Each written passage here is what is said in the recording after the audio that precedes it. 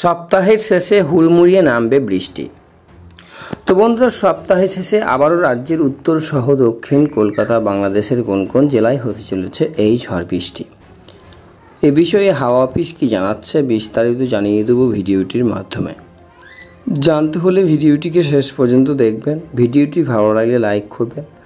আর এমনই আবহাওয়া latest trending আপডেটগুলি জানতে হলে আমাদের চ্যানেলটিকে সাবস্ক্রাইব করে আমাদের সঙ্গে থাকবেন।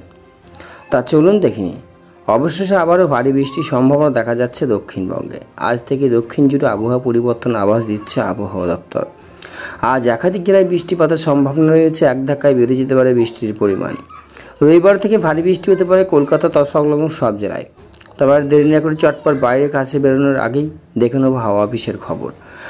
আজ দক্ষিণবঙ্গের মেদিনীপুর, দক্ষিণ 24 পরগনাতে ভারী বৃষ্টির সম্ভাবনা রয়েছে। তাই শুধু দক্ষিণের বাকি জেলাগুলোতেও বৃষ্টি হতে পারে। আগামীকাল থেকে বৃষ্টির পরিমাণ অনেকটাই বেড়ে যাবে।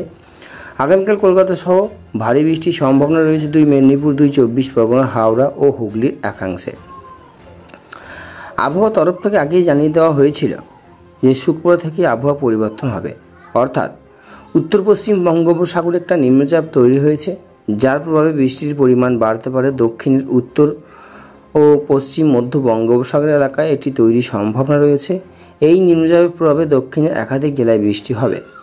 তাহলে বর্ষা আসার শুরুতেই যে ঘাটতি দেখা দিয়েছিল দক্ষিণবঙ্গে, আপাতত নিম্নচাপের প্রভাবে সেই ঘাটতি খানিকটা পূরণ হতে চলেছে, এমনটাই আভাস দিচ্ছেন আবহাওয়াবিদরা। তো বন্ধুরা, এই ছিল আবহাওয়া দপ্তর থেকে পাওয়া লেটেস্ট আপডেট। ভিডিওটি ভালো লাগলে লাইক করুন। আর এমনই আবহাওয়া লেটেস্ট ট্রেন্ডিং আপডেটগুলি জানতে হলে আমাদের চ্যানেলটিকে সাবস্ক্রাইব করে পাশে থাকা বেল আইকনটি প্রেস করে আমাদের সঙ্গে থাকুন। তো আজকে এখানে বিদায় নিচ্ছি। আবার দেখা হচ্ছে পরবর্তী আবহাওয়ার লেটেস্ট আপডেটের সাথে।